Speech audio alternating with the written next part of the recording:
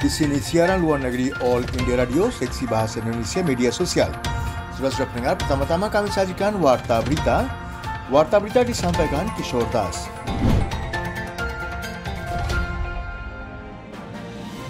Spanyol tengah mencatat suhu udara minus 25 derajat Celcius setelah badai salju.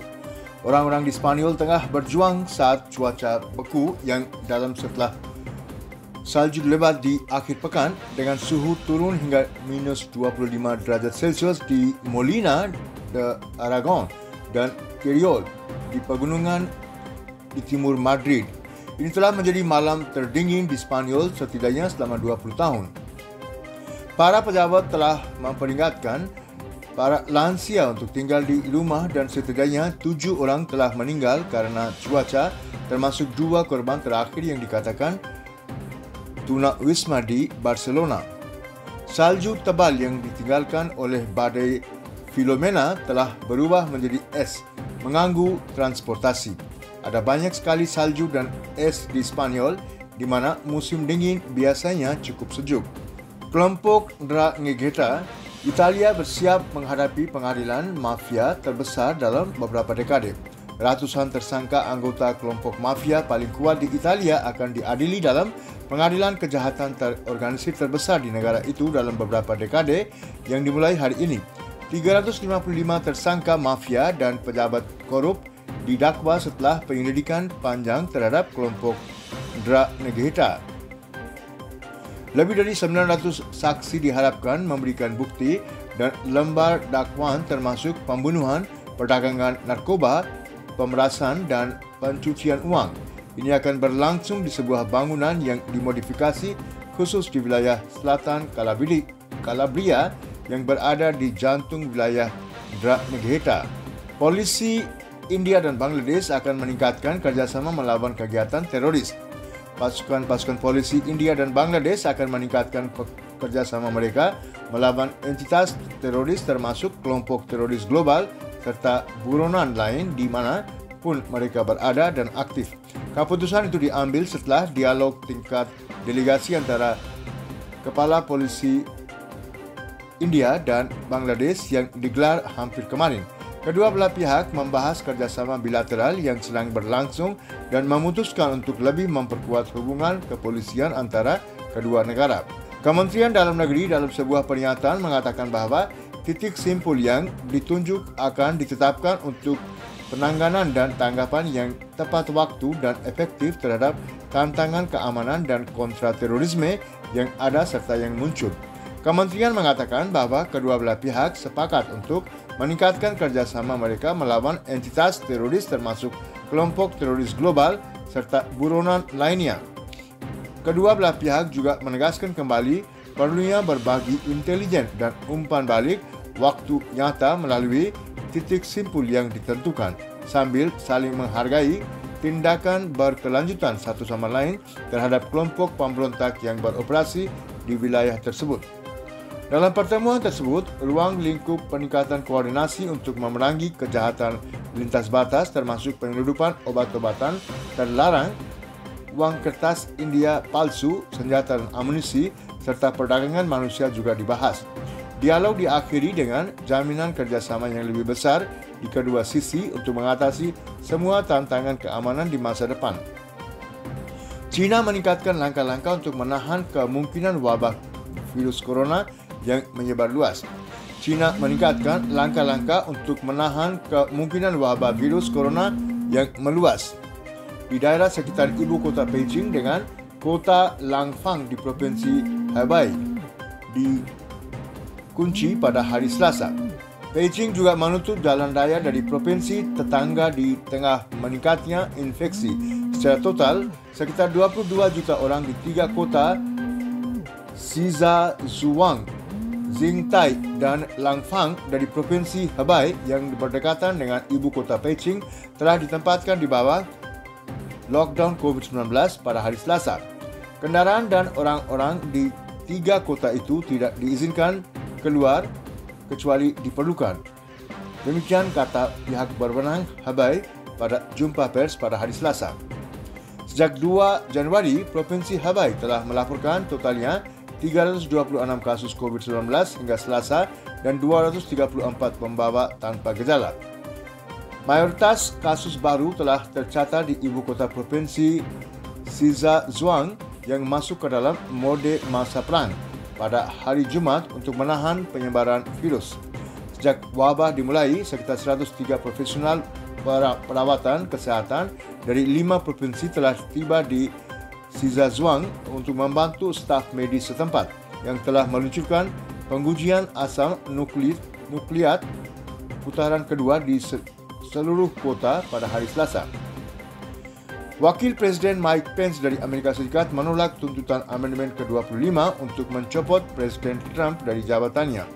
Wakil Presiden Amerika Serikat Mike Pence mengatakan bahawa dia tidak akan menyerah pada tekanan untuk meminta dan menuntut amandemen ke-25 untuk mencopot Presiden Donald Trump dari jabatannya.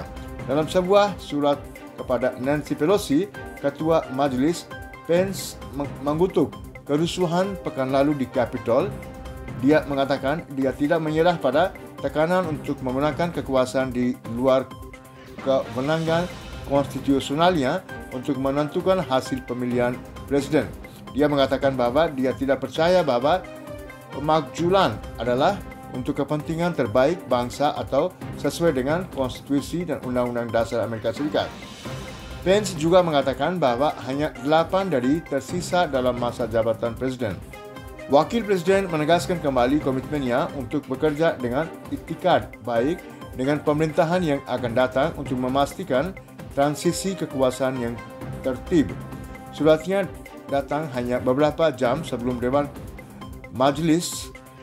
Perwakilan Rakyat yaitu Majlis akan memberikan suara pada resolusi yang meminta Pence untuk memulai proses amandemen ke-25.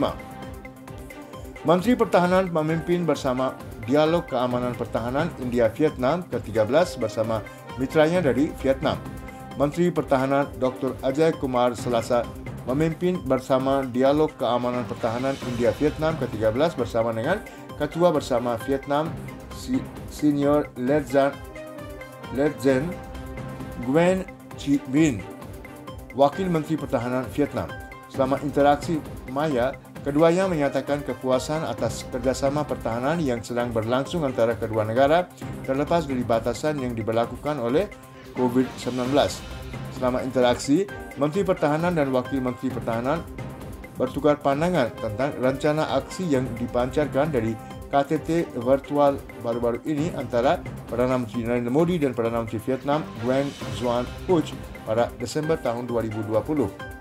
Bidang-bidang baru kerjasama pertahanan juga didiskusikan dan mereka menyatakan rasa puas atas hubungan pertahanan yang tumbuh antara kedua negara. Kebijakan perdagangan luar negeri baru akan berlaku mulai 1 April. Pertemuan Komite Konsultasi Parlimen Kementerian Perdagangan dan Industri diselenggarakan dengan tema Kebijakan Perdagangan Luar Negeri baru tahun 2021 sampai 2026. Pertemuan tersebut dipimpin oleh Menteri Negara Perdagangan dan Industri Hardip Singh Puri dan dihadiri oleh anggota parlimen dan pejabat senior kementerian. Dalam pertemuan tersebut diinformasikan bahawa Kebijakan Perdagangan Luar Negeri FTP akan berlaku mulai tanggal 1 April 2021 untuk jangka waktu 5 tahun. Kebijakan tersebut akan berusaha untuk menjadikan India sebagai pemimpin dalam bidang perdagangan internasional dan menyalurkan sinergi yang diperoleh melalui ekspor barang, dagangan dan jasa untuk pertumbuhan dan lapangan kerja dengan tujuan untuk menjadikan India sebagai ekonomi $5 triliun. FTP tahun 2015 sampai 2020 mulai berlaku pada tanggal 1 April 2015 dan diperpanjang 1 tahun lagi hingga 31 Maret tahun ini karena pandemi COVID-19. Kementerian Perdagangan dan Perindustrian dalam pernyataannya mengatakan bahawa dalam pertemuan tersebut juga diinformasikan bahawa inisiatif District Export Hub akan menjadi komponen penting dari FTP baru. Tingkat pemulihan COVID-19 di negara ini meningkat menjadi 96,51%. Tingkat pemulihan atau sembuh COVID-19 di negara ini sekarang telah meningkat menjadi 96,51%. Sebanyak 17.817 pasien COVID sembuh selama 24 jam terakhir. jumlah pemulihan telah meningkat menjadi lebih dari 10.129.000. Kementerian Kesihatan menyebutkan sebenarnya beban kasus saat ini hanya mencapai 2,04% dari total kasus positif. Saat ini jumlah kasus aktif di negara ini adalah 214.507. Selama 24 jam terakhir, 15.998 kasus baru dilaporkan, menjadikan jumlah total kasus positif di negara ini menjadi lebih dari 10.495.000. Kementerian mengatakan saat ini tingkat kematian kasus India berada pada 1,44%, yang merupakan salah satu yang terendah secara global. Selama 24 jam terakhir, 202 kematian dilaporkan, membuat korban tewas menjadi 151.529. India mengusulkan 8 poin agenda kepada Dewan Keamanan PBB untuk memerangi terorisme. Menteri Luar Negeri Dr. S. Jaishankar mengusulkan rencana aksi 8 poin untuk memerangi ancaman terorisme. Dia mengatakan, Dewan seharusnya tidak menyetujui standar ganda dalam pertempuran mereka melawan terorisme. Berbicara di debat terbuka Dewan Keamanan Perserikatan Bangsa-Bangsa tentang topik ancaman terhadap perdamaian internasional dan keamanan yang disebabkan oleh tindakan teroris, Dr. Jaishankar mengatakan ketidakpastian ekonomi yang disebabkan oleh pandemi telah membuat ideologi ekstremis radikal lebih rentan terhadap kegiatan teroris. Menteri Luar Negeri mengatakan bahwa COVID-19 semakin memperburuk kekhawatiran terorisme bagi dunia. Dr. Jaishankar menambahkan bahwa tidak ada teroris yang baik dan jahat. Dia menegaskan mereka yang menyebarkan perbedaan tersebut memiliki agenda dan mereka akan yang menutupi teroris sama-sama bersalah. Dia mendesak anggota Dewan untuk bersatu dalam perang melawan terorisme. Menteri Luar Negeri menyerukan kepada semua negara anggota agar memenuhi kewajiban yang tercantum dalam Instrumen Kontra Terorisme Internasional. Dia mengatakan mendaftarkan dan menghapus individu dan entitas di bawah rezim sanksi PBB harus dilakukan secara objektif dan bukan karena pertimbangan politik atau agama. Sekian saudara pendengar warta berita dari siaran luar negeri All India Radio seksi bahasa Indonesia media sosial.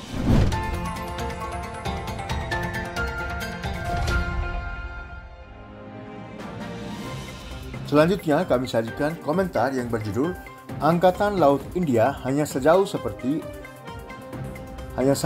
panggilan bagi India dan negara-negara sahabatnya.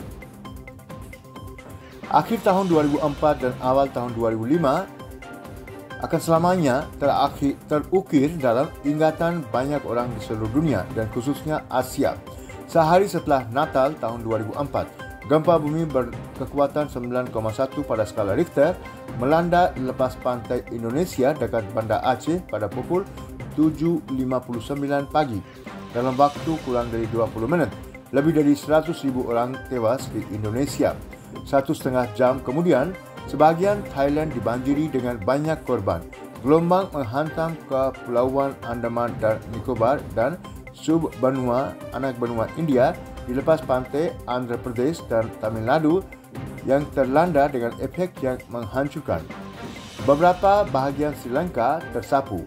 Tsunami menewaskan lebih dari 230.000 orang dan jejak kehancuran yang tak terbayangkan setelahnya di Asia Tenggara dan Selatan, termasuk India dan sejauh Samudra Hindia Selatan dan Afrika Selatan.